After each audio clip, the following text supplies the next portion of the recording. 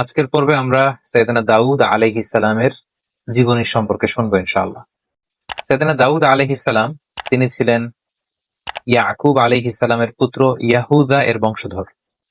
আল্লাহ রাসূল সাল্লাল্লাহু আলাইহি ওয়াসাল্লামের পূর্বে যে দুজন নবী রাষ্ট্র ক্ষমতার অধিকারী হয়েছিলেন তার মধ্যে দাউদ আলাইহিস সালাম অন্যতম। অর্থাৎ আল্লাহ রাসূল সাল্লাল্লাহু আলাইহি ওয়াসাল্লাম, দাউদ আলাইহিস সালাম এবং দাউদ আলাইহিস সালামের সন্তান সুলাইমান আলাইহিস সালাম ওনারা নবীও ছিলেন আবার রাষ্ট্র ক্ষমতার অধিকারীও ছিলেন। বর্তমান ফিলিস্তিন সহ ইরাক, শাম, সিরিয়ার এই যে বিস্তীর্ণ এলাকা, এই পুরো এলাকা নিয়ে তাদের রাজত্ব ছিল। এবং দাউদ আলাইহিস সালামের নেতৃত্বে এই পৃথিবীতে সর্বপ্রথম আল্লাহ তাআলার একটি অনুগত রাষ্ট্র প্রতিষ্ঠিত হয়, যেটা সীমানা ছিল আকাবা উপসাগর থেকে শুরু করে ফোরাত নদীর একেবারে পশ্চিম তীর পর্যন্ত। আল্লাহ তাআলা সাইয়েদনা দাউদ আলাইহিস সালামকে জ্ঞান, প্রজ্ঞা, বুদ্ধিমত্তা, আল্লাহ ভীতি এরকম অনেক ব্লেসিংস দিয়ে তিনি সাইয়েদনা দাউদ আলাইহিস সালামকে ধন্য করেছিলেন। দাউদ আলাইহিস সালামকে বনি ইসরাইলের লোকেরা তাদের কিং বানিয়েছিল। তিনি নবীও ছিলেন, আবার এট দ্য সেম টাইম তিনি রাজাও ছিলেন। আমরা জানি যে সাইয়েদনা মূসা আলাইহিস সালাম তিনি যখন বনি ইসরাইলকে নিয়ে লোহিত সাগর পার হয়ে তিহ প্রান্তরে, অর্থাৎ মিশর আর ফিলিস্তিনের মাঝখানে তিহ প্রান্তর, সেখানে অবস্থান করলেন। 40 বছর তারা সেখানে থাকলো। মূসা আলাইহিস সালামের ইন্তেকালের পরে মূসা আলাইহিস সালামের ভাগিনা ইউশা ইবনে নুন তিনি বনি ইসরাইলের সবাইকে নিয়ে জিহাদ করলেন এবং ফিলিস্তিনে তখন আমালেকারা থাকতো। আমালেকা একটা জাতিগোষ্ঠী, তাদেরকে হটিয়ে তারা ফিলিস্তিন দখল করলেন এবং সেখানেই থাকতে লাগলেন। এবং সেখানেই তারা দীর্ঘদিন থাকার পরে পুনরায় যখন তারা বিলাসিতায় গা ভাসিয়ে দিল, আল্লাহর পাঠানো বিধানকে তারা অমান্য করতে শুরু করলো, নাফরমানি শুরু করে দিল, আল্লাহ তাআলা আবার আমালিকাদেরকে তাদের উপর চাপিয়ে দিলেন। আমালিকেরা বিজয় লাভ করলো, বনি ইসরাইল ছিন্ন বিচ্ছিন্ন হয়ে বিভিন্ন দিকে চলে গেল। এভাবে বনি ইসরাইলের লোকেরা আবার পৃথিবীতে একটা নিগৃহীত হয়ে বহুদিন তারা কাটাতে লাগলো এভাবে। এরপর শামুইল আলাইহিস সালাম নামে একজন নবীকে আল্লাহ তাআলা বনি ইসরাইলের কাছে পাঠান। ওনার সময়কালে বনি ইসরাইলের মধ্যে আবার সংগঠিত হওয়ার একটা প্রবণতা তৈরি হয়। তাদের মধ্যে কিছু আল্লাহওয়ালা লোক শামুইল আলাইহিস সালামের কাছে আসলেন। তখন শামুইল আলাইহিস সালাম অত্যন্ত বৃদ্ধ এবং যে বললেন, হে আল্লাহর নবী, আমরা বনি ইসরাইল আমরা আর কতদিন এই পৃথিবীতে নিগৃহীত থাকবো? আপনি আল্লাহ তাআলার কাছে বলেন যে তিনি আমাদেরকে যেন আমাদের জন্য একজন রাজা পাঠান, মালিক। কারণ তখন আমালেকা গোত্রের রাজার নাম ছিল জালুত, তারা ছিল মুশরিক, আর বনি ইসরাইলটা ছিল মুমিন। তো তারা বলল, হে আল্লাহর নবী, আপনি একজন রাজা আল্লাহ তাআলাকে বলেন তিনি যেন আমাদের জন্য পাঠান, ওই রাজার নেতৃত্বে, মালিকের নেতৃত্বে আমরা জিহাদ করব। তখন শামুইল আলাইহিস সালাম বললেন, কোরআনে কিন্তু এগুলো বিস্তারিত আল্লাহ তাআলা সূরা বাকারায় 246 নম্বর আয়াত থেকে শুরু করে ধারাবাহিকভাবে 1.5 পৃষ্ঠায় তিনি বর্ণনা করেছেন। আমি শুধু সার সংক্ষেপ আপনাদেরকে শোনাচ্ছি।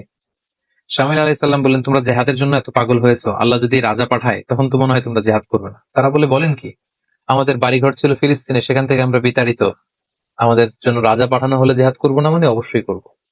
তখন আল্লাহ তাআলা বনি ইসরাইলের মধ্য থেকে একজন যুবককে রাজা হিসেবে নির্ধারণ করলেন, তার নাম ছিল তালুত। তাহলে এই প্রথম আমরা জানতে পারলাম তালুতকে। তালুত হচ্ছে বনি ইসরাইলদের মধ্যে থেকে একজন যুবক, আল্লাহ তাআলা তাকে রাজা করে পাঠালেন। কিন্তু বনি ইসরাইলের লোকদের স্বভাব আমরা সাইয়েদনা মূসা আলাইহিস সালামের পর্বে শুনেছি যে তারা একের পর এক শুধু প্রশ্ন করে, গোয়ার তুমি করে, আল্লাহর বিধানকে লঙ্ঘন করে। তারা বলতে আরম্ভ করলো, এই তালুত কেন বাদশা হবে? সে তো আমাদের মতো সাধারণ মানুষ, তার না আছে অর্থ সম্পদ, না আছে সামাজিক প্রতিপত্তি, কিচ্ছু নেই।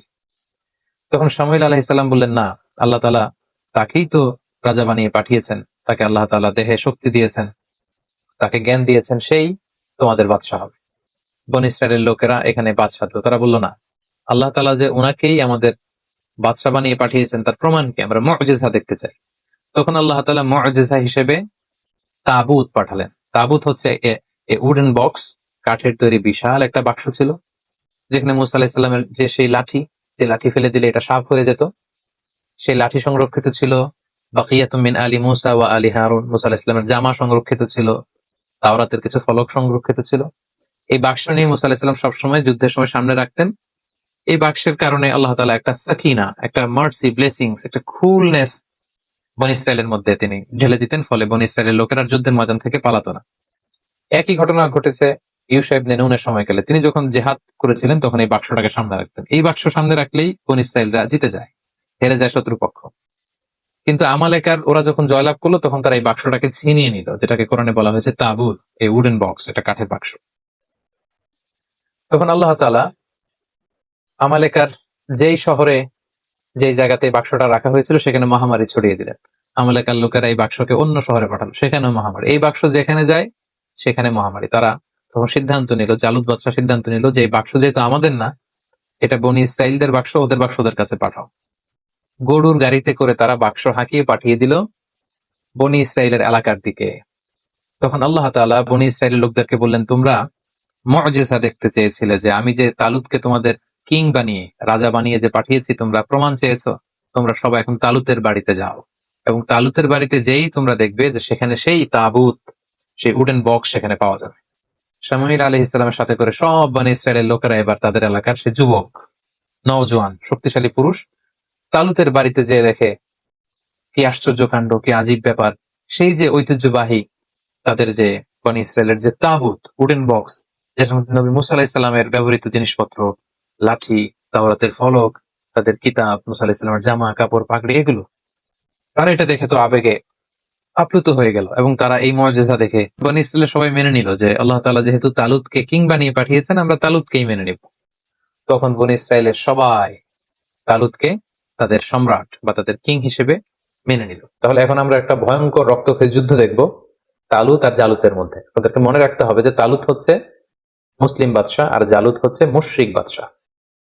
তালুত হচ্ছে বনি ইসরায়েলদের কিং, আর জালুত হচ্ছে আমালেকা, যে জনগোষ্ঠীটা ছিল মুশরিক, তাদের কিং। তালুত বাদশাহ তখন বনি ইসরায়েলের মুমিনদেরকে নিয়ে বিশাল বাহিনী নিয়ে, কোন কোন তাফসিরে এসেছে প্রায় 80,000 সৈন্য নিয়ে, তিনি তখন জর্ডান রিভার ক্রস করতে আরম্ভ করলেন। যেই জর্ডান রিভারের পশ্চিম দিকে এখন ওয়েস্ট ব্যাংক আছে, পশ্চিম তীর বলা হয়, এবং জর্ডান নদীর পশ্চিম পারে এই এলাকাটি অবস্থিত বলেই এটাকে ওয়েস্ট ব্যাংক বা পশ্চিম তীর আদ-দিফা আল-গারবিয়া হিসেবে এটাকে নামকরণ করা হয়েছে।